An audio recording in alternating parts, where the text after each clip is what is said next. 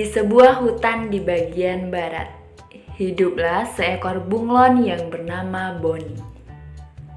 Boni merupakan pribadi yang sangat ramah, baik, dan juga rajin. Boni hidup rukun dan berteman baik dengan seekor kelinci yang bernama Coci. Pada suatu hari pada musim kemarau, Boni pergi mencari makanan di sekitar hutan. Ia berjalan menelusuri daerah-daerah tempat tinggalnya. Apakah ada makanan yang bisa ia makan hari ini dan juga besok?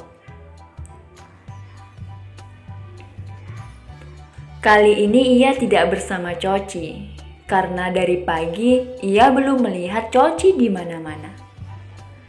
Setelah berjalan cukup lama, Boni girang. Akhirnya ia bisa menemukan makanan yang bisa dimakannya untuk hari ini.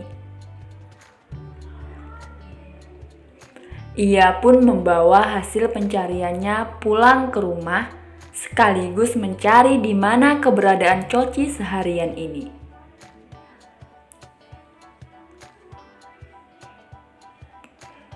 Pergi kemanakah Coci? Biasanya dia ada di rumah saat jam makan siang seperti ini, pikir Boni heran. Baiklah, mungkin dia sedang ada urusan, lanjutnya di dalam hati. Hingga maghrib menjelang, Coci belum terlihat wujudnya. Boni sebagai teman tentu saja khawatir, belum melihat sahabatnya itu sejak tadi. Ia mencari-cari di sekitar tempat tinggal mereka. Hingga beberapa jam kemudian, terlihatlah dari kejauhan Coci tengah menahan kesakitan di bawah pohon besar. Ada apa?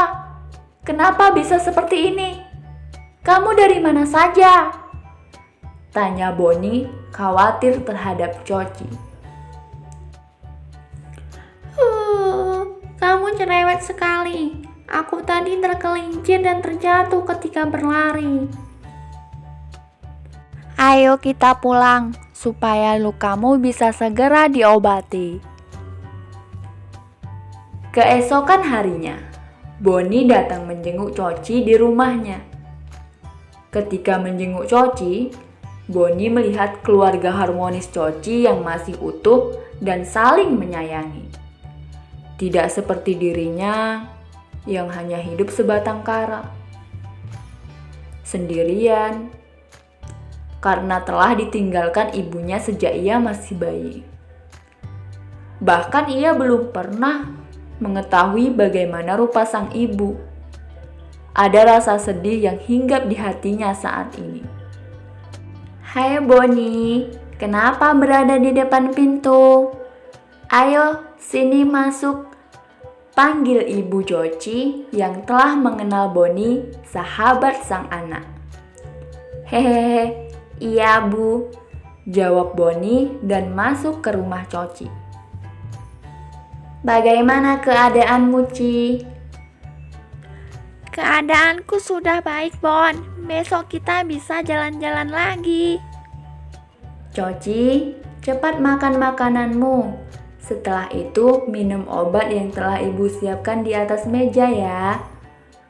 Ucap Ibu Coci memperingatkan Coci untuk makan. Iya Bu, tapi nanti sebentar lagi, balas Coci. Melihat interaksi keduanya, Boni yang belum pernah diperhatikan sedikit merasa rindu dengan ibunya yang ia tidak tahu pergi kemana. Makanlah dulu, Ci. Ibu kamu sudah menyiapkan makanan untukmu, ucap Boni. Hari menjelang siang, Boni harus pergi untuk mencari makanan lagi, karena persediaan makanan yang dicarinya kemarin telah habis. Di dalam perjalanan ia bertemu Coci yang ingin mengajaknya bermain. Sebenarnya ia ingin pergi bermain juga. Namun Ia sadar ia harus mencari makanan sendiri untuk bertahan hidup.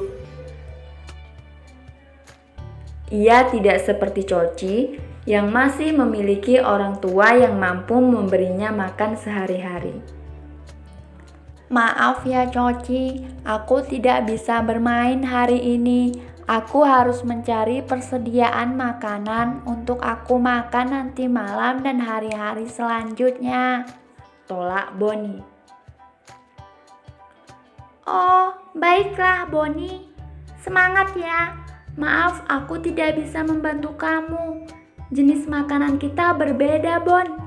Jadi, aku tidak bisa memberi makanan yang ada di rumah kepadamu. Padahal, ibu sudah memasak banyak. Kalau begitu, aku pulang dan istirahat saja ya, Bon, ucap Coci dan meninggalkan Bonnie. Bonnie pergi menyusuri hutan untuk mencari makanan. Namun sepertinya hari ini ia belum beruntung. Sebab mangsa yang bisa dijadikan makanan oleh Bonnie tidak ia dapatkan sama sekali. Terpaksa ia harus berpuasa malam ini, atau mungkin juga besok. Untuk itu ia harus bekerja keras lagi agar mendapatkan makanan. Ia tidak mau selalu bergantung pada orang lain. Sejak kecil, ia sudah melakukan semuanya sendiri. Bonnie merasa bersyukur karena ia bisa melindungi dirinya sendiri dari mara bahaya yang kapan saja bisa menghampirinya yang hidup sendirian.